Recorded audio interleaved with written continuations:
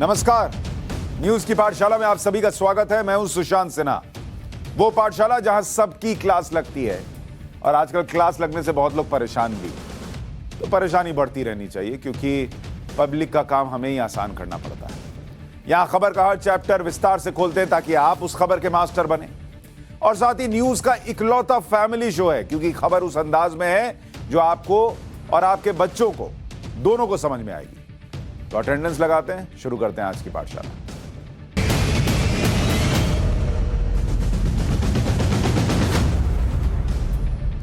आज पाठशाला में आपके लिए क्या लेकर आया हूं, सबसे पहले वो बता देता हूं। पाठशाला में आज पाकिस्तान के कैप्टन इमरान नहीं, चीन है। अभी अपने आप में सुनने में थोड़ा अजीब लग सकता है, लेकिन चीन का एंगल कैसे आया है और इमरान खान को की जो कुर्सी जाने वाली है कहा जा रहा है, उसके पीछे चीन हो सकता है क्या, इस पर आज चर्चा करूंगा, आपको विस्तार से समझाऊंगा। पाकिस्तान का चैप्टर, इमरान खान का चैप्टर खोलूंगा। फौज और इमरान खान के बीच डिवोर्स क्यों हो गया, क्यों फौज ने इमरान खान को तलाक तलाक तलाक बोल दिया है, यह भी आज आपको विस्तार से समझाऊंगा। इसके अलावा आज पाठशाला में आपके सामने रखूंगा ग्लोबल डिप्लोमेसी का सेंटर कैसे बन गए नरेंद्र मोदी, और चीन को डिप्लोमेसी में भारत ने कैसे पीछे छोड़ा, यह भी आपको बताऊंगा। पीएम मोदी के आत्मनिर्भर भारत का चैप्टर भी आज होगा, लेकिन सबसे पहले पाठशाला में इमरान खान का चैप्टर।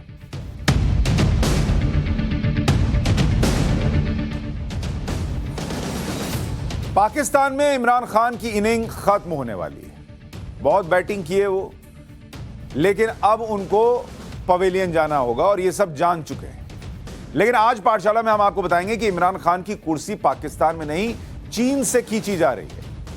चीन ऐसा क्यों कर रहा है और चीन से इमरान खान आखिरी वक्त तक कैसे डील करने में, सेटिंग गेटिंग करने में लगे हुए हैं, आज आपको विस्तार से बताऊंगा। आपको यह भी बताएंगे कि किस तरह से इमरान खान ने कोशिश की है अभी तक कि किसी तरीके से पिच पर बने रह सके। लेकिन सबसे पहले यह पाकिस्तान की आज की सियासी हलचल क्या है वो जान लीजिए कि कैसे इमरान खान की कुर्सी जाने वाली है, यह तय हो गया। आज इमरान खान की गठबंधन सरकार से एक सहयोगी पार्टी उसने अपना हाथ वापस खींच लिया। उनके मंत्रियों ने इस्तीफा दे दिया। विपक्षी दलों ने कह दिया कि इमरान खान तो अल्पमत में भाई, अब इनको हटाओ, अब क्या काम, इनका सब विकेट गिर गया, हटाओ इनको, भेजो, और उन्हें तुरंत इस्तीफा दे देना चाहिए, यह भी विपक्षी पार्टियों ने कह दिया। इमरान खान आज देश को संबोधित भी करने वाले थे, लेकिन सोचिए कैसा देश है और कैसे प्रधानमंत्री हैं कि अपने देश को बोलकर कि मैं संबोधित करूंगा, फिर भी संबोधित नहीं कर पाए। ऐन वक्त पर इमरान खान को टालना पड़ा। इससे ठीक पहले इमरान खान से पाकिस्तानी सेना के प्रमुख जनरल बाजवा और आईएसआई के डीजी ने मुलाकात की थी, और उसके बाद इमरान खान को जो बोलना था, देश को संबोधित करना था, वो प्रोग्राम ही टल गया। इमरान खान ने आज पाकिस्तान के पत्रकारों को बुलाया, कहा सुनो मेरे पास एक चिट्ठी है, ये चिट्ठी देखो जरा। उन्होंने कहा क्या चिट्ठी है भाई, दिखाइए। इसमें इमरान खान दावा कर रहे हैं वो चिट्ठी दिखाकर कि उनको कुर्सी से हटाने के लिए विदेश से फंडिंग हो रही है। जिस देश को दुनिया फंड नहीं कर रही, उस देश से इमरान खान को हटाने के लिए विदेश से फंडिंग हो रही है।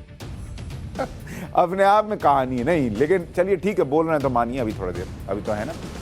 कैसे इमरान खान का गेम ओवर हो गया, इसको भी आपको थोड़ा समझना चाहिए। इमरान खान की गठबंधन सरकार को सपोर्ट करने वाली पार्टी जो थी, उसमें एक पार्टी है MQMP, पी से पाकिस्तान।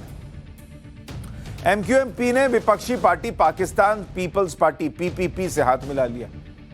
इमरान खान की गठबंधन सरकार के पास 179 सांसदों का सपोर्ट था, लेकिन इमरान खान की हालत यह हो गई है कि वो पीछे पलट के देखते तो देखते कोई गायब हो गया। ऐसे धीरे धीरे छोड़ के लोग जा रहे हैं। तो इस बार पीछे पलटे तो देखे MQMP के सांसद नहीं थे, और दूसरे सहयोगियों के हटने से इमरान के साथ अब कुल मिलाकर 164 सांसद रह गए। तो MQM के हटने से ही इमरान खान का खेल खत्म क्यों हुआ, इसको आपको थोड़ा पाकिस्तान की संसद का नंबर गेम समझिएगा तो समझ में आएगा कि वहां पर ऐसा क्यों हुआ। दरअसल अगर आप पाकिस्तान के लिहाज से देखेंगे, उनके पास जो वहां नेशनल असेंबली है, मतलब उनकी जो संसद हो गई, उस संसद के अंदर अगर इमरान खान को बचे रहना है, उसके लिए जो उनको नंबर चाहिए वो उनके पास नहीं है। इमरान खान को हटाने के लिए विपक्ष को कितना नंबर चाहिए, विपक्ष को चाहिए 172 सांसद, 172, और अब तक विपक्ष के पास कितने थे? अब तक थे 169, तो 3 कम पड़ रहे थे। लेकिन MQMP जो है वो 169 में उनके साथ जुड़ गए। ये MQMP जो पहले इमरान खान के साथ पार्टी थी, तो ये हो गए आपके इजिकल टू 176 हो गए, और चाहिए कितना था? 172, मतलब 4 ज्यादा हो गए। और इमरान खान के पास कितने हैं? इमरान के पास घटकर हो चुके हैं 164 सांसद, तो मतलब उनको 8 कम पड़ रहे हैं। अभी कहां से लाएंगे 8? लोग छोड़ छोड़ के जा रहे हैं, एक मिलना मुश्किल हो रहा है, 8 कहां से लाइएगा? इसी के बाद इमरान खान के खिलाफ विपक्षी पार्टियों ने एक प्रेस कॉन्फ्रेंस भी कर दी और कहा कि इमरान खान के पास अब कोई ऑप्शन ही नहीं है भाई, हटो, अब नहीं है तुम्हारे पास, तुरंत हट जाओ, कल ही वोटिंग करा लो। पाकिस्तान में जो पाकिस्तान पीपल्स पार्टी PPP के चीफ है बिलावल भुट्टो, उन्होंने क्या कहा एक बार सुन लीजिए। वजीर आजम पाकिस्तान इमरान खान अपना अक्सरियत खो चुका है। आज MQM पाकिस्तान ऑपोजिशन के सफ़ों में शामिल हो गए हैं। कल असलम भूटानी साहब हमारे साथ शामिल हुआ, उससे पहले बलोचिस्तान अवामी पार्टी हमारे साथ शामिल हुआ, जमहूरी वतन पार्टी हमारे साथ शामिल हुआ, और अब वज़ीर आज़म साहब का अक्सरियत मुकम्मल तौर पे ख़त्म हो चुका है। मैं शहबाज शरीफ साहब ने बड़ा सही और स्टेटमेंट स्पिरिट में चैलेंज दिया है वज़ीर आज़म साहब को कि वो इस्तीफ़ा दे। हम समझते हैं कि वज़ीर आज़म साहब ने इस वक्त तक, इस मौके तक इस किस्म की रिस्पॉन्सिबिलिटी नहीं दिखाई हैं, मगर वज़ीर आज़म साहब के पास कोई ऑप्शन नहीं रहा, वो वज़ीर आज़म नहीं रहा। या इस्तीफ़ा देना है या आप इतना देर नहीं भाग सकते हो, आए। इमरान खान ने कुर्सी बचाने के लिए खूब हाथ पैर भी मारे, लेकिन कुछ काम नहीं आ रहा। इमरान खान ने अपनी कुर्सी बचाने के लिए क्या क्या किया वो भी आपको देख लेना चाहिए। मतलब पूरा हाथ पैर मारा भाई कि बच जाए। सोमवार को उन्होंने पंजाब प्रांत, वहां का प्रोविंस है पंजाब, वहां भी है, पाकिस्तान में भी है, उसके CM जो हैं उस्मान बुज़दार, वो इनके इमरान खान की पार्टी से थे, उनका इस्तीफा दिलवा दिया कि तुम इस्तीफा दे दो जी, नहीं तो मुझे देना पड़ जाएगा। और पाकिस्तान के पंजाब प्रांत में इमरान खान की पार्टी की ही सरकार थी, गठबंधन की, तो उन्होंने कहा कि तुम इस्तीफा दो। और वहां पर जो उनके सहयोगी पार्टी है PMLQ, उसके नेता परवेज इलाही को कहा कि तुम अब नए CM हो। तो इससे क्या हुआ? PMLQ के पंजाब प्रांत में 10 सीटें और पाकिस्तान की नेशनल असेंबली में 5। सहयोगी पार्टी का CM बनने के बदले इमरान ने कहा कि तुम मुझे असेंबली में सपोर्ट दो, यहां तुम्हारा CM बना है ना जी, वहां हमको सपोर्ट दो। लेकिन पंजाब प्रांत में इमरान खान की पार्टी के बागी विधायकों ने मना कर दिया कि वो CM कैंडिडेट के लिए परवेज इलाही का समर्थन नहीं करें। यानी इमरान खान के खुद के प्लेयर इसको कैप्टन मानने से मना कर दी। अब इमरान खान उनको कैसे समझाए कि इसको कैप्टन नहीं मानो, नहीं तो मेरी कैप्टनसी चली जाएगी। तो उनका दाव फेल हो गया। जब इमरान खान ये समझ गए कि नंबर गेम में उनकी कुर्सी नहीं बचने वाली, तो उन्होंने एक नया दाव भी खेला। उन्होंने कहा कि अब इसके पीछे विदेशी साजिश है, विदेशी साजिशें जो हैं वो चली जा रही हैं और मुझे हटाने की कोशिश हो रही। कौन ऐसे आदमी को हटाएगा बताइए, जो अपने देश को गर्त में ले जा रहा है? उसको हटा के किसी को क्या मिलेगा?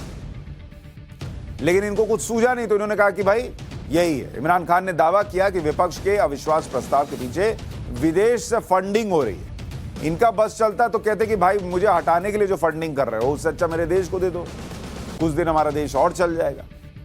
इस बात के पास के सबूत है इमरान के पास, ये वो दावा कर रहे हैं और इन सबूतों को उन्होंने वरिष्ठ पत्रकारों को दिखाया भी और अपने उन सहयोगी पार्टियों के नेताओं को भी बताएंगे जिन्होंने इमरान खान की सरकार का साथ छोड़ दिया है। एक बार इमरान खान को सुन लीजिए। जायज जमहूरी तरीका इस क्राइसिस का ये है एक फॉरेन इंपोर्टेड क्राइसिस, ये एक बाहर से साजिश है पाकिस्तान के खिलाफ।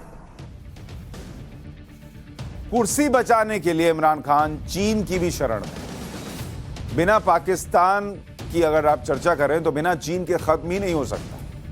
पाकिस्तान में इतनी सियासी हलचल है, इमरान खान की कुर्सी खतरे में है और इमरान खान ने अपने विदेश मंत्री शाह महमूद कुरैशी को चीन भेजा हुआ है।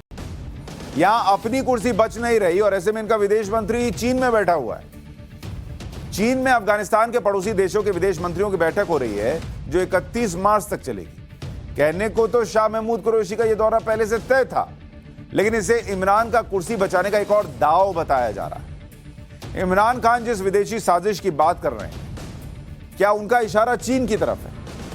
दरअसल इमरान खान की नाकामी चीन के लिए भी सिरदर्द बन चुकी है। चाइना पाकिस्तान इकोनॉमिक कॉरिडोर, जिसको CPEC कहा जाता है, उसके जरिए चीन का अरबों का पैसा जो है वो पाकिस्तान में फंसा हुआ है। इमरान खान की 4 बड़ी गलतियों से इस प्रोजेक्ट में अड़चन आ गई है, इसलिए चीन इमरान खान को हटाने की स्क्रिप्ट लिख चुका है। पहली गलती है कि इस प्रोजेक्ट से जुड़ी चीन की कंपनियों के अरबों डॉलर का भुगतान पाकिस्तान की सरकार नहीं कर रही। पैसे नहीं कहां से करेंगे भाई? इसी महीने चीन की एक कंपनी ने इमरान खान की सरकार को धमकी तक दे डाली। बताइए, एक कंपनी चीन की पाकिस्तान की सरकार को धमका देती है, ये इन लोगों की हैसियत है। पाकिस्तान सरकार पर चीनी कंपनियों के 230 करोड़ डॉलर बकाया है। तो गलती तो चीन की कंपनियों की है। जो देश खुद कटोरा लेके घूम रहा है और लोगों से पैसा मांग मांग के घर चल, ये लोग आपका 230 ही करोड़ खाए, यही कम है, और खा सकते थे। दूसरी गलती की खबर है कि इमरान अंदर खाने अमेरिका से भी डील करने की कोशिश कर रहे हैं। उन्होंने अमेरिका को यह संदेश भिजवाया है कि अगर वो CPEC जैसा कोई बड़ा डील दे दे तो वो चीन के साथ CPEC खत्म करने को तैयार है। लेकिन अमेरिका ने कहा रखो, नहीं चाहिए, तुम अपने पास रखो, जाओ चीन से करो। लेकिन ये बात चीन तक भी पहुंच गई। चीन ने कहा अच्छा तुम हमसे ही चालूबाजी कर रहे हो, हटाओ इसको, इमरान को ही हटाओ। तीसरी गलती, इमरान ने CPEC के समझौते की शर्तों को IMF के साथ साझा करके कर दिया, जबकि चीन के साथ इसे गुप्त रखने का समझौता हुआ था। चीन उस दर और आग बबूला हो गया। चौथी गलती, इमरान की सरकार में ही CPEC के खिलाफ विरोध प्रदर्शन काफी बढ़ गए और इमरान इस गुस्से को रोकने में नाकाम साबित हुए। अब चीन वालों को तो आदत है नहीं, उनके यहां तो लोकतंत्र है नहीं, उनको ये सब चलता नहीं है कि कोई विरोध करे। उन्होंने कहा इमरान सुनो, करो, खत्म करो इसको। इमरान खान से हो नहीं रहा, तो उन्होंने कहा इमरान को ही हटाओ। चीन भी पाकिस्तान में इमरान खान जैसी सरकार नहीं चाहता जो गठबंधन पर टिकी रहे और आए दिन सरकार को खतरा रहे। इसलिए चीन इमरान खान को सपोर्ट नहीं कर रहा है। इमरान खान की कुर्सी इसलिए भी जानी तय है क्योंकि पाकिस्तानी सेना ने भी इमरान खान से हाथ खींच लिया। पाकिस्तानी सेना के ही सपोर्ट पर इमरान खान 2018 में प्रधानमंत्री बन पाए। खैर ये तो चलता है, वहां पे फौज का साथ नहीं है तो आप भाई वहां कुछ नहीं कर सकते, PM नहीं बन सकते, बड़ी दिक्कत होती है वहां। अमूमन फौज ही तय करता है कौन रहेगा कौन जाएगा, क्योंकि फौज जो है वो युद्ध लड़ने जाती है तो हार जाती है, तो वो युद्ध लड़ने से बचते हैं, अपने यहाँ का दूसरा टेंडर उठा लेते हैं कि हम PM बनाएंगे, सरकार चलाएंगे। पाकिस्तानी सेना पर आरोप लगता है कि इमरान खान उसके सेलेक्टेड PM है, इलेक्टेड नहीं, सेलेक्टेड मतलब चुना हुआ है। जनता ने नहीं चुना है, फौज ने चुना है। पाकिस्तानी सेना के सपोर्ट से ही 2018 के चुनाव में इमरान के लिए धांधली हुई। पाकिस्तानी सेना को तब नवाज शरीफ को हटाना था, इसलिए इमरान को मोहरा बनाया गया। जैसे इमरान खान के दोस्त के साथ यहां नहीं हुआ था पंजाब में, सिद्धू साहब की जरूरत थी कैप्टन को हटाने के लिए, तो सिद्धू साहब आ गए बतौर प्रदेश अध्यक्ष। बाद में सिद्धू साहब भी बाहर। अब इमरान खान उनके दोस्त हैं, उनके साथ भी लग रहा भगवान ने दोनों दोस्त की किस्मत एक जैसी लिखी। यहाँ इनका इस्तेमाल हो गया नवाज शरीफ को हटाने के लिए, जबकि इमरान खान अपने सियासी करियर की शुरुआत में सेना के खिलाफ खूब बोलते थे, लेकिन PM बनने के लिए इमरान खान ने सेना और कट्टरपंथियों का खूब सपोर्ट लिया, बन गए। चले कितने थे? पाकिस्तान के बारे में यह मशहूर है कि पाकिस्तान को 3 A चलाते हैं। पाकिस्तान की पॉलिटिक्स में ABCD नहीं है, पाकिस्तान में 3 A चलता है, A। अब आप कहेंगे 3 A क्या है भाई? एक A से हो गया आर्मी, यानी फौज चलाती है पाकिस्तान को। दूसरा A से है अल्लाह, मतलब वहां चूंकि बहुत धर्म का चलता है इसको थोड़ा मिटा के ठीक करना पड़ेगा। ठीक है, तो दूसरे ए से हो गए अल्लाह, और तीसरा ए जो है वो पहले हुआ करता था अमेरिका।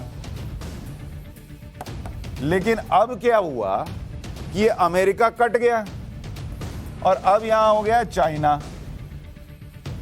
तो ये ए जो है ये भी कट गया, ये हो गया सी। अब इसको पाकिस्तान को कौन चलाता है? AAC। और अगर अब इंडिया वाले हैं तो इसको उल्टा पढ़िए, CAA। हमारे यहां वाला CA नहीं चला, CA को लेकर हंगामा हुआ, वहां वाला CA वाला भी हंगामा चल रहा है। पाकिस्तान के पॉलिटिक्स में पाकिस्तानी आर्मी का रोल यह रहा है कि आजादी के 75 साल में पाकिस्तानी सेना का शासन जो है वो कितने साल रहा, आपको पता है? पाक की आजादी आज जो है, पाक की आजादी को कितने साल हो गए? आजादी क्या है, ये तो अलग होके बने थे, ये कौन सा लड़के बने, मतलब अपने में ही लड़ लिए थे। 75 साल। और इसमें पाकिस्तानी सेना जो है, पाक सेना, उसने कितने साल राज किया है? 33 साल। मतलब आप मान के चलिए लगभग आधे वक्त तो सेना जो है उसी का काम चलता है, किसको बनाना है, किसको हटाना है, किसको रखना है, किसको गिराना है, ये इनका यही काम चलता है। इसीलिए युद्ध में टिक नहीं पाते हैं, फोकस अलग है ना। पाकिस्तान में अब तक 30 प्रधानमंत्री हुए और कोई भी प्रधानमंत्री 5 साल का कार्यकाल पूरा नहीं कर पाया। सोचिए कैसा देश है। PM 30 बन गए भाई, और 5 साल एक भी नहीं रहा। 3 बार तख्ता पलट हुआ है, और तख्ता पलट के बाद सेना प्रमुख ही पाकिस्तान के राष्ट्रपति बन जाते हैं और सत्ता चलाते हैं, जैसा परवेज मुशर्रफ साहब ने किया था। पाकिस्तान में जो पहला सैन्य शासन था, पाक में सैन्य शासन यानी आर्मी का रूल, वो पहला कब था? ये सब देखिए तो लगता है कि हमारे यहां चीजें ठीक ही चली है भाई, हमने आजादी का मतलब समझा है। तो पहला जो था वो पहला सैन्य शासन था 1958 से 1971। सोचिए 13 साल सेना का राज चलता रहा। फिर दूसरा कब हुआ? दूसरा हुआ 1977 से 1988, 11 साल तक चला। तीसरा सैन्य शासन कब हुआ? मतलब एक बार ये लोग सत्ता में आते हैं, मतलब कब्जे में ले लिया तो छोड़ते नहीं है। 1999 से लेकर अब फिर 2008 तक, यानी 9 साल। सोचिए इतना लंबा लंबा पकड़ लिए तो छोड़ने का इनका मन नहीं होता, जब तक कि अति ना हो जाए और लोग कहने लगे कि कुछ तो दिखावे के लिए ही सही इलेक्शन कराओ भाई, तब जाके होता है। लेकिन ऐसा क्या हुआ कि जिन इमरान खान को पाकिस्तानी सेना ने PM की कुर्सी के लिए सेलेक्ट किया, भाई आर्मी लेके आई ना, तो वो इमरान खान से उनका मोह भंग कैसे हो गया? क्यों संकट में इमरान खान? इसकी सीधी वजह यह है कि पाकिस्तानी सेना ने इमरान खान को अकेला छोड़ दिया है। पाकिस्तानी सेना से इमरान खान को सत्ता में रहने का जो सपोर्ट मिलता था वो बंद हो गया, राशन पानी नहीं मिल रहा। और इसको आपको इस तरह से समझना चाहिए कि अक्टूबर 2021 में पाकिस्तान की खुफिया एजेंसी जो है ISI, उसके प्रमुख जनरल फैज हमीद को पद से हटा दिया गया। फैज हमीद कौन थे? इमरान खान के करीब। इमरान खान के कमजोर होने के संकेत तभी मिल गए थे कि भाई जब ये करीबी ही नहीं बचा पा रहे हैं तो खुद को क्या बचा पाएंगे। आज भी पाकिस्तान के सेना प्रमुख जनरल बाजवा और ISI प्रमुख इमरान खान से मिलने उनके घर गए थे। इसके बाद से इमरान खान के इस्तीफे की अटकलें चल रही और तेज हो गई, क्योंकि कहा जा रहा है कि सेना ने इमरान से इस्तीफा देने के लिए कह दिया है। यह भी माना जा रहा है कि सेना के दबाव की वजह से इमरान खान ने देश के नाम संबोधन को टाल दिया है।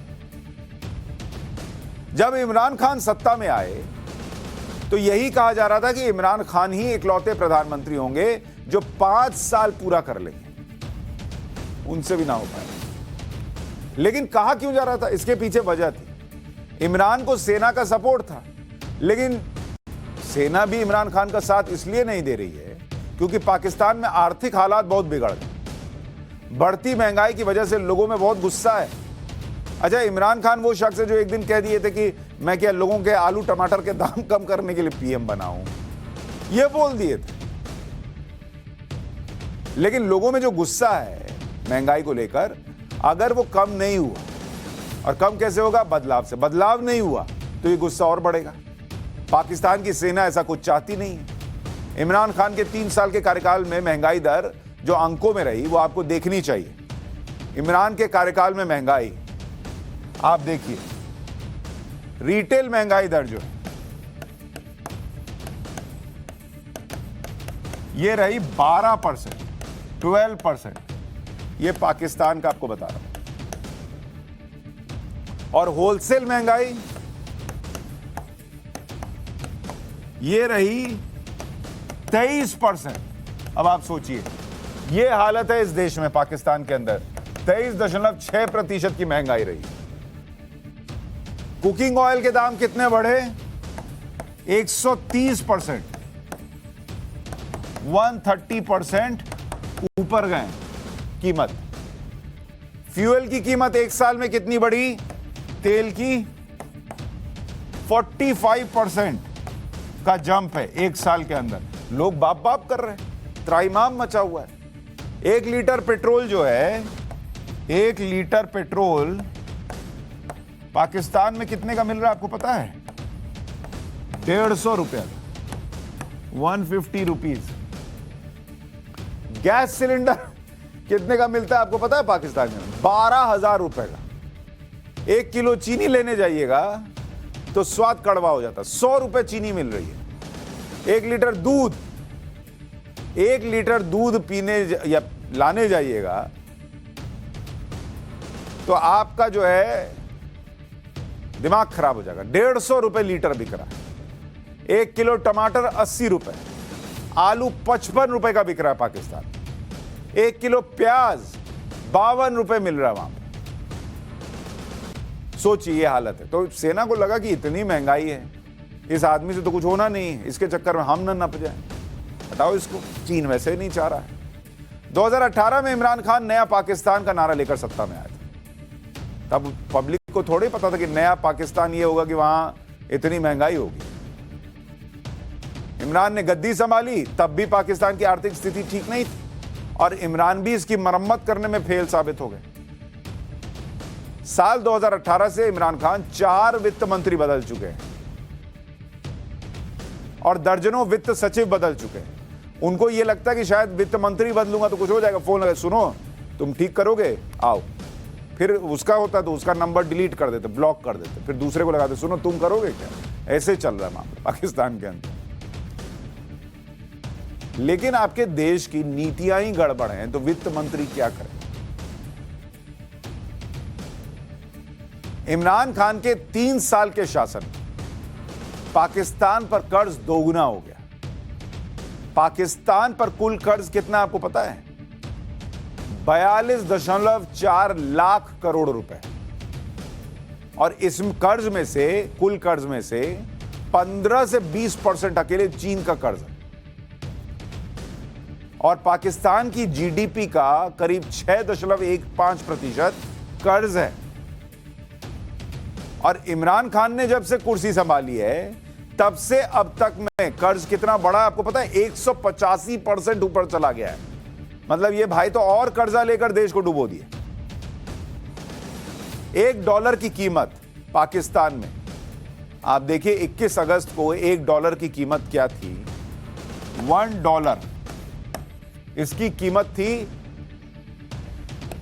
21 अगस्त 2018 का, आपको बता रहा हूं। $1 इक्वल टू 109 पाकिस्तानी रुपया था जब इमरान खान प्रधानमंत्री बने थे।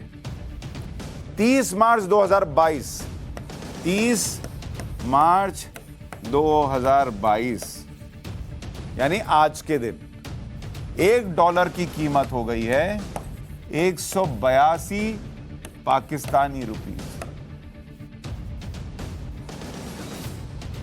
तो ये भाई साहब से देश तो नहीं चल रहा।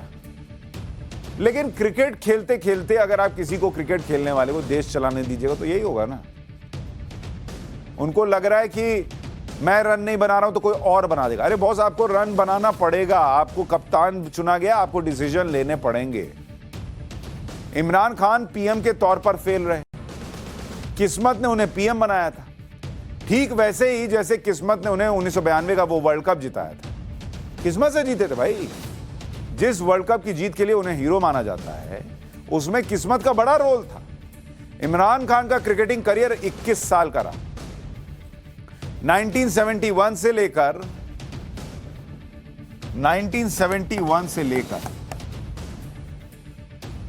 और 1992 तक इमरान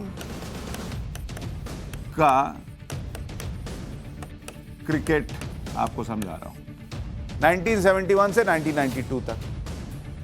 और सियासी, ये कितने साल हो गए? 21 साल हो गए, 21 साल का रहा। और सियासी करियर जो है उनका जो रहा जब वो पॉलिटिक्स में आए 1996 से 2022, क्योंकि अभी तो मान ही रहे हैं कि चल रहे हैं, अब पूरा साल तो नहीं खींच पाएंगे, लेकिन फिर भी पॉलिटिक्स में तो रहेंगे। तो 26 साल का पॉलिटिकल करियर हो गया, 21 साल का क्रिकेटिंग करियर हो गया। इमरान के क्रिकेटिंग करियर में 1992 के वर्ल्ड कप का इवेंट सबसे बड़ा माना जाता है, लेकिन उस वर्ल्ड कप में भी इमरान खान सिर्फ पेपर पे स्टार थे। टीम की जीत में उनका योगदान बहुत कम था। 1992 का जो वर्ल्ड कप था, उसमें 8 मैच में इमरान खान ने केवल 7 विकेट लिए थे और 185 रन बनाए। जैसे वो सेना की वजह से पीएम बने, वैसे ही जिन खिलाड़ियों के दम पर उन्होंने वर्ल्ड कप जीता था, उनमें जावेद मियांदाद, जो 1992 के वर्ल्ड कप में सबसे ज्यादा रन बनाने वाले दूसरे बैट्समैन थे, वसीम अकरम थे, 1992 के वर्ल्ड कप में सबसे ज्यादा विकेट लेने वाले बॉलर थे। ये भाई साहब कुछ नहीं किए थे। अच्छा, पाकिस्तान की पॉलिटिक्स में मजाक में एक बात कही जाती है कि मार्च 1992 में अगर एडिलेड में बारिश नहीं होती तो इमरान खान पाकिस्तान के प्रधानमंत्री नहीं होते। गजब बात करें, ऐसे कैसे? उसका तर्क यह दिया जाता है कि 1 मार्च 1992 को वर्ल्ड कप के लीग मैच में पाकिस्तान और इंग्लैंड का मैच था। पाकिस्तान सिर्फ 74 रन पर आउट हो गया, और उसी मैच की तस्वीर भी आपको दिखा रहा हूं। इंग्लैंड ने 1 विकेट पर 24 रन बना लिए थे। जीतने के लिए 75 रन चाहिए थे, 24 बन गए थे। पाकिस्तान की हार तय थी, लेकिन तभी बारिश हो गई और बारिश की वजह से मैच कैंसिल हो गया। मैच कैंसिल हुआ तो पाकिस्तान को भी 1 पॉइंट मिल गया, जिसको कुछ मिलना नहीं था। बाद में इस 1 पॉइंट ने पाकिस्तान को सेमीफाइनल में पहुंचाने में मदद की। अगर ये 1 पॉइंट ना मिलता तो पाकिस्तान सेमीफाइनल में नहीं पहुंच पाता, सेमीफाइनल में नहीं पहुंचता तो फाइनल में नहीं पहुंच पाता, फिर वर्ल्ड कप नहीं जीत पाता। वर्ल्ड कप नहीं जीतता तो इमरान खान इतने बड़े विजेता के तौर पर उनकी मार्केटिंग नहीं हो पाती, और नहीं हो पाती तो फिर पीएम भी नहीं बनते। उसी मार्केटिंग का असर पब्लिक में एकदम छा गया कि वर्ल्ड कप जिता दिया। इमरान के क्रिकेटिंग करियर की बात निकली है तो थोड़ा सा तो नवजोत सिंह सिद्धू का जिक्र करना पड़ेगा। दोनों क्रिकेट से राजनीति में आए, दोस्त भी अच्छे हैं। सिद्धू तो इमरान खान को बड़ा भाई बता चुके हैं, लेकिन दोनों ही राजनीति में ढलान की तरफ जा रहे हैं। एक तरफ इमरान खान की कुर्सी खतरे में है, दूसरी तरफ नवजोत सिंह सिद्धू की तो चली ही गई। पंजाब में बुरी हार का सामना करने के बाद सियासी तौर पर हाशिए पर पहुंच गए नवजोत सिंह सिद्धू। एक तरफ पाकिस्तान है जिसकी जगहसाई हो रही, और दूसरी तरफ आप देखिए वहां क्या चल रहा है नवजोत सिंह सिद्धू के साथ। दोनों आजकल चाहे तो एक दूसरे को फोन कर सकते हैं कि भाई ये देखिए किस तरीके से अब हम दोनों जो हैं एक ही नाव पर सवार हैं, तुम्हारी भी गई मेरी भी गई। लेकिन अब एक दूसरी क्लास आपके लिए लेकर आया। ये तो इमरान खान की जानी तय है कुर्सी, लेकिन सोचा आपको बता दूं क्यों हो रहा है। और एक तरफ पाकिस्तान है जिसकी जगहसाई हो रही है, दूसरी तरफ भारत है जो इस वक्त डिप्लोमेसी का सबसे बड़ा सेंटर बना हुआ है और जिसने पावर डिप्लोमेसी में चीन को भी पछाड़ दिया है। इसलिए पाठशाला में भारत की पावर डिप्लोमेसी का चैप्टर खोलता हुआ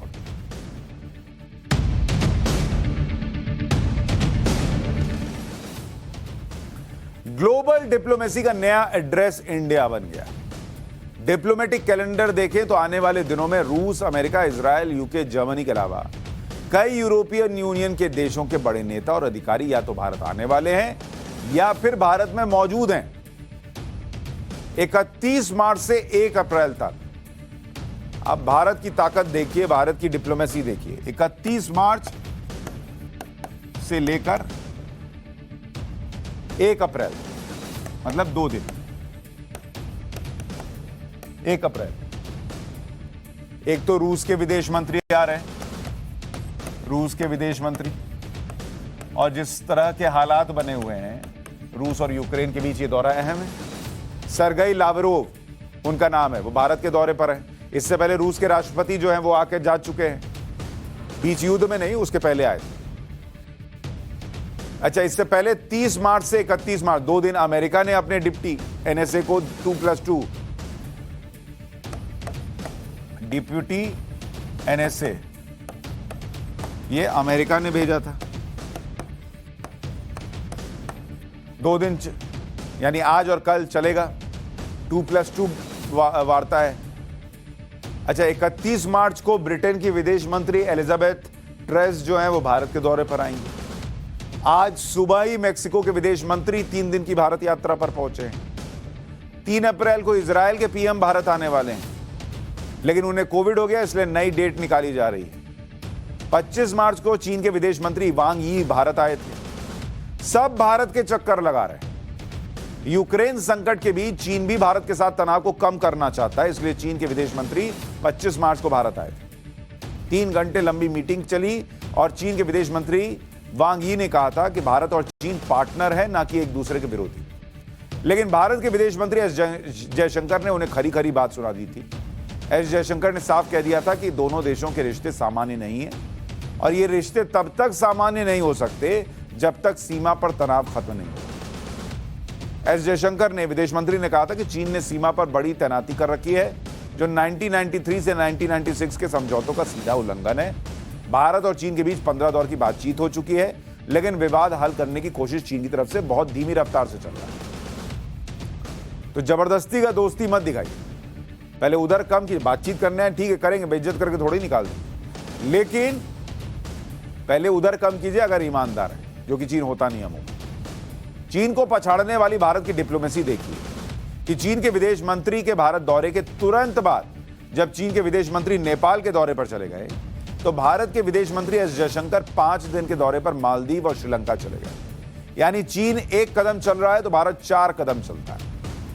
मालदीव में एस जयशंकर ने कई प्रोजेक्ट्स का उद्घाटन किया और श्रीलंका जाकर एस जयशंकर ने वहां सबसे पहले वित्त मंत्री से बात की, क्योंकि श्रीलंका गंभीर आर्थिक संकट में फंसा हुआ है। आर्थिक संकट ऐसा है कि श्रीलंका के पास न तेल खरीदने के लिए डॉलर है, न दवाएं हैं, दूसरे जरूरी सामान आयात करने के लिए डॉलर नहीं है। मैंने आपको एक दिन पाठशाला में पूरा बताया था कि बिना युद्ध के श्रीलंका खत्म हो रहा है। श्रीलंका ने भारत से $1 अरब के अतिरिक्त कर्ज की मांग भी की, जिससे वो चावल, गेहूं, दाल, चीनी, दवा ये सब खरीद सके। एस जयशंकर ने इंडियन ऑयल की श्रीलंका यूनिट का भी दौरा किया, जिससे श्रीलंका को तेल की सप्लाई सुनिश्चित हो सके। और नरेंद्र मोदी सरकार में यह कोशिश लगातार हुई है कि भारत पड़ोस में नहीं, दुनिया में बड़े भाई की भूमिका में रहे। और यह हुआ है कि जो चीजें पहले नहीं हुई, हर देश से अलग अलग रिश्ता निभाना और चलाना और उसको आगे लेकर जाना, यह किया गया लगातार एक स्ट्रैटेजी के तहत। भाई आप देखिए ना, प्रधानमंत्री नरेंद्र मोदी इकलौते देश के इकलौते प्रधानमंत्री हैं जो इजराइल और फिलिस्तीन एक साथ चले जाते हैं। आज तक कोई नहीं गया ये सोच के कि यहां क्या होगा और वहां क्या होगा और यहां एक वोट बैंक जो है वो नाराज ना हो जाए। श्रीलंका की मदद भारत कैसे कर रहा है ये भी जान लीजिए, क्योंकि पड़ोस में है श्रीलंका और भारत वसुधैव कुटुंबकम की बात करता है। पीएम मोदी वसुधैव कुटुंबकम की बात करते हैं, तो कैसे उसको निभाते हैं आप देखिए। श्रीलंका की मदद कैसे हो रही है, ये आपको मोदी डिप्लोमेसी बता रहा हूं कि कैसे नरेंद्र मोदी जो है भारत को एक बड़े भाई की भूमिका में लेकर आ रहे हैं लगातार। एक तो श्रीलंका के अस्पतालों में दवा और उपकरणों की किल्लत है। भारत ने कहा है कि किसी अस्पताल में कमी नहीं होने देंगे, तो दवा एक तो दे रहा है, श्रीलंका में बिजली का संकट है। भारत कह रहा है कि 3 पावर प्रोजेक्ट लगाएंगे, यानी बिजली के लिए भी भारत श्रीलंका की मदद करेगा। पिछले कुछ महीनों में श्रीलंका को भारत 2.4 अरब डॉलर की वित्तीय मदद दे चुका है, यानी पैसे से मदद वो भी भारत कर रहा है। लो रखो। तेल के लिए जनवरी में पैसा दिया। जनवरी 2022 पेट्रोल के लिए 3800 करोड़ रुपए लाइन ऑफ क्रेडिट कर्ज दिया गया। 3000 करोड़ रुपए की करेंसी अदला बदली हुई। 3900 करोड़ रुपए एशियन क्लियरेंस यूनियन के लिए दिए गए। मार्च 2022 में 7600 करोड़ रुपए line of credit loan, 40,000 metric ton ईंधन दिया, 1 lakh rapid antigen kit, 1000 ton liquid oxygen दिया। जो मदद हो सकती है वो इस वक्त नरेंद्र मोदी सरकार श्रीलंका की कर रही है।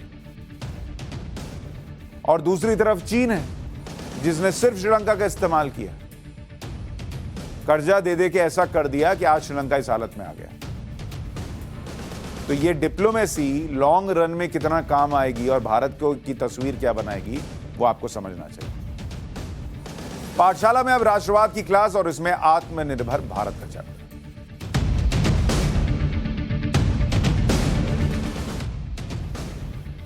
आत्मनिर्भर भारत का चैप्टर इसलिए क्योंकि भारत ने डिफेंस सेक्टर में पूरी तरह से आत्मनिर्भर होने की तरफ अपने कदम बढ़ा दिए।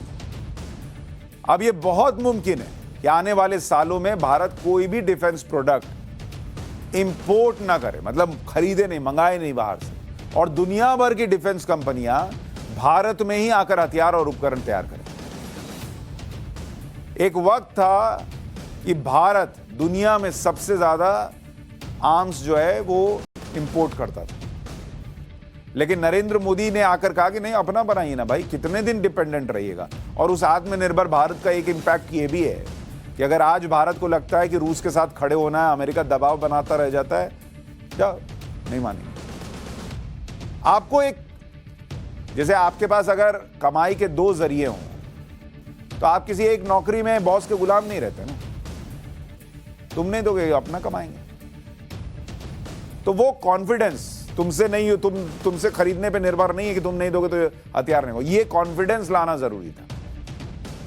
और वो कैसे आता? आत्मनिर्भर भारत से, जिसके लिए पीएम मोदी ने सबसे पहले डिफेंस सेक्टर को चुना।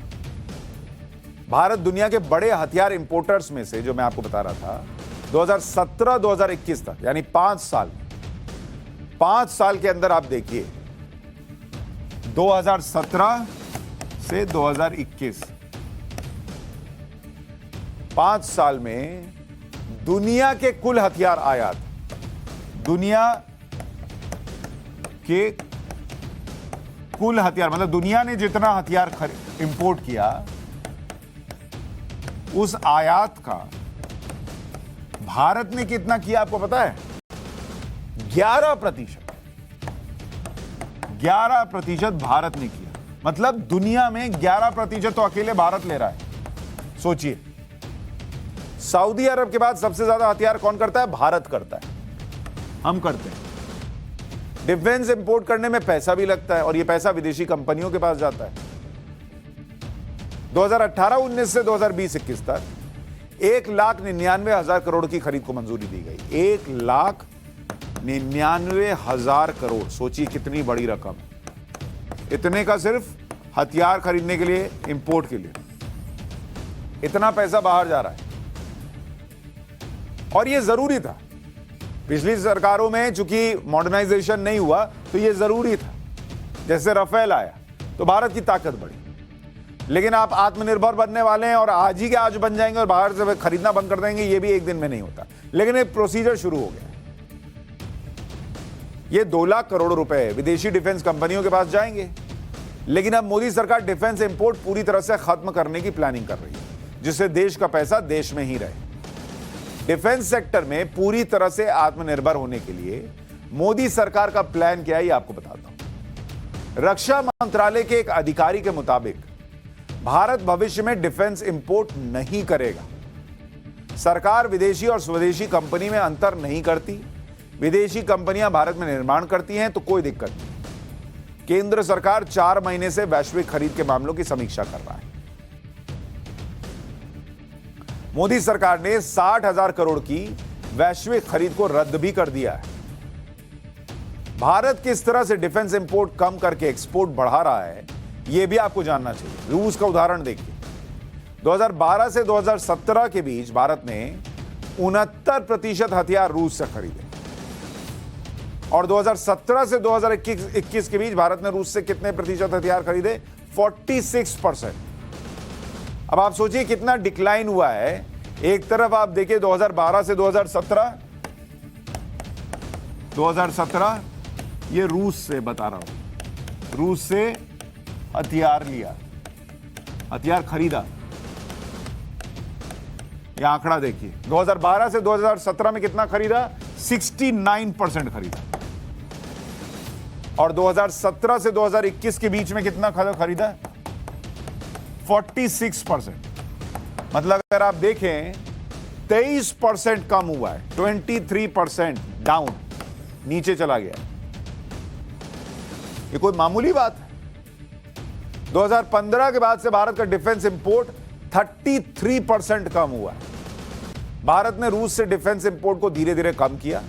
हालांकि दूसरे देशों में के भारत का इंपोर्ट बढ़ा है, लेकिन आने वाले 8 से 10 सालों में डिफेंस इंपोर्ट पूरी तरह से खत्म करने की योजना है। इंपोर्ट कम करने का मतलब यह नहीं कि हथियारों की खरीद ही नहीं हो रही। हथियार खरीदे जा रहे हैं, लेकिन स्वदेशी कंपनियों से। देश की तीनों सेनाओं ने 2021-22 में 64% फंड का प्रयोग स्वदेशी खरीद पर खर्च किया है। यह है आत्मनिर्भर भारत। यहीं बनाओ, तुमसे खरीद लेंगे। विदेशी कंपनी भी बनाए, यहां के बनाओ, यहां पैसा लगाओ, यहां के लोगों को रोजगार दो, तो तुमसे खरीदेंगे। तुम वहां बना रहे हो। आर्मी ने कैसे स्वदेशी खरीद हुई हथियार की, आत्मनिर्भर भारत देखिए। तो आप देखिए, स्वदेशी खरीद का आपको चैप्टर बता रहा हूं। स्वदेशी खरीद डिफेंस में, ये चैप्टर देखिए। आर्मी ने कितना खरीदा अपने, अब जो उसको पैसा दिया गया कि भाई आप हथियार खरीद लो, उसमें का 72% स्वदेशी हथियार खरीदने पर खर्च किया। 72% बॉस। एयरफोर्स ने कितना किया?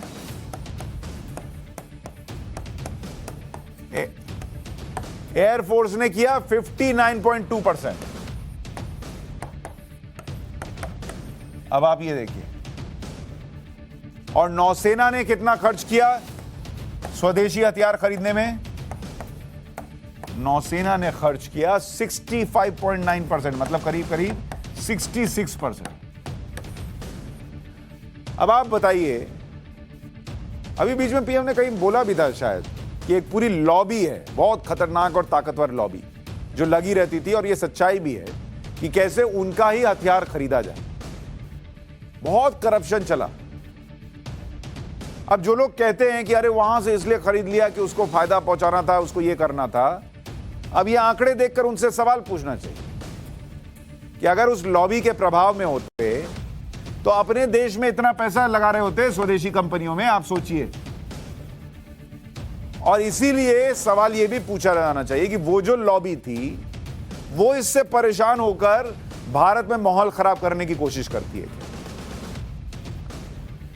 अच्छा, इंपोर्ट खाली ये नहीं है कि भाई अपने कंपनियों से खरीद रहे हैं। भारत हथियारों का एक्सपोर्ट भी बड़े पैमाने पर कर रहा है। 2014-15 में आप देखिए, 2014-15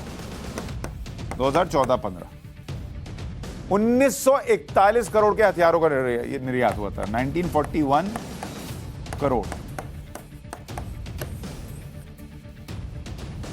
और 2021-22 में कितना हो गया ये बढ़कर? अंदाजा लगाइए, थोड़ा आसपास पूछिए। तुम बताओ 11,607 करोड़ रुपए। देख रहे हैं, मतलब पहले कहां 2,000 करोड़ भी नहीं था, और अब 11,000 साढ़े 11,000 करोड़ से ज्यादा है जो हम दूसरों को बेच रहे हैं कि लो हमारा हथियार इस्तेमाल करो। और 2024-25 में लक्ष्य है कि इसे 36,500 करोड़ रुपया कर लिया जाए। 2025 तक डिफेंस इंडस्ट्री का टर्नओवर कितना हो जाएगा? 1.75 लाख करोड़ रुपए, मतलब 1,75,000 करोड़ रुपए टर्नओवर। इसके अलावा पिछले गुरुवार को रक्षा मंत्रालय ने एक लिस्ट जारी की थी जिसमें 107 डिफेंस टूल्स और मैकेनिज्म के इंपोर्ट पर बैन लगाया गया। 107 तरह के कलपुर्जों का आयात बंद किया जाएगा। 2028 तक इन कलपुर्जों का आयात पूरी तरह बंद होगा।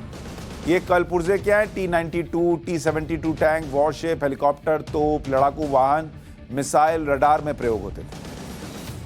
क्यों बैन कर दिया? अब अपने यहां बनाएंगे। बैन कर दिया, खरीदोगे नहीं, जाओ बैन है। कैसे खरीदोगे? जब नहीं खरीदोगे तो यहां बनाओगे, यहां बनाओगे तो वहां लगाओगे। आत्मनिर्भर भारत। पिछले साल 27 दिसंबर को रक्षा मंत्रालय ने ऐसे ही 2,851 उपकरणों और कलपुर्जों की लिस्ट जारी की जिनका आयात बंद किया गया है। इन सभी उपकरणों का आयात एक झटके में नहीं बल्कि फेज वाइज बंद किया जा रहा है, जिससे सालाना 3,000 करोड़ रुपए की बचत हुई है। भारत के जिस हथियार की दुनिया में सबसे ज्यादा डिमांड है वो है supersonic cruise missile BrahMos. Philippines के साथ 2,800 करोड़ से ज्यादा की ब्रह्मोस डील हुई। ब्रह्मोस मिसाइल की पहली विदेशी डील है। फिलीपींस के अलावा इंडोनेशिया है, दक्षिण अफ्रीका, चिली, ब्राजील, ये ऐसे मतलब करीब 15 देश हैं जो कह रहे हैं हमको ब्रह्मोस खरीदना है। एक ऐसा नहीं कि एक देश को बेच दिया। फिर है आकाश मिसाइल सिस्टम। इसके एक्सपोर्ट को भी केंद्र सरकार ने मंजूरी दे दी है कि बेचो बाहर। आकाश पूरी तरह से स्वदेशी तकनीक पर बना हुआ है। डीआरडीओ ने आकाश मिसाइल का निर्माण किया है। दुश्मन के हवाई हमले को नाकाम करने में सक्षम, सतह से हवा में मार करने वाली मिसाइल है। एक्सपोर्ट होने वाली मिसाइल अलग से बनाई जाएंगी। वियतनाम, फिलीपींस, यूएई, सऊदी अरब समेत 9 देश आकाश के इच्छुक हैं। तो ये वो नया भारत है जहां हमारी कोशिशें, हमारी मेहनत, हमारी प्रतिभा आकाश छू रही है। और इसलिए छू रही है क्योंकि आत्मनिर्भर भारत बनाने के लिए एक विजन रखा गया है। भारत का डिफेंस एक्सपोर्ट कितने देशों तक फैला है यह भी जान लीजिए। भारत दुनिया के करीब 42 देशों को डिफेंस एक्सपोर्ट करता है। वियतनाम और फिलीपींस के साथ BrahMos Akash missile deal, Qatar, Lebanon, Iraq, Ecuador, Japan को बॉडी प्रोटेक्टिंग उपकरण दिए गए। डिफेंस सेक्टर के अलावा दूसरे फील्ड्स में भी भारत आत्मनिर्भर बन रहा है। नोट की छपाई में इस्तेमाल होने वाली इंक का भारत अब तक आयात करता था, मगर अब इस फील्ड में भी भारत आत्मनिर्भर हो गया। रिजर्व बैंक ऑफ इंडिया के गवर्नर शशिकांत दास ने मैसूर में इंक मैन्युफैक्चरिंग यूनिट का उद्घाटन किया और कहा कि नोट मैन्युफैक्चरिंग में भारत पूरी तरह से अब आत्मनिर्भर है। सोचिए, स्विट्जरलैंड से इंक आती थी क्योंकि भारत में नोट छपना था। अब जाकर आजादी के इतने साल बाद अब भारत में इंक बन रही है। नई यूनिट में सालाना 1500 मीट्रिक टन इंक का प्रोडक्शन होगा। घरेलू इंक से नोट छापने की लागत में कमी आएगी। विदेशी इंक के मुकाबले भारत की इंक 4 गुना सस्ती है। तो आप अंदाजा लगा लीजिए कि कैसे भारत बिना इंक के नए इतिहास के पन्नों पर अपनी इबारत ले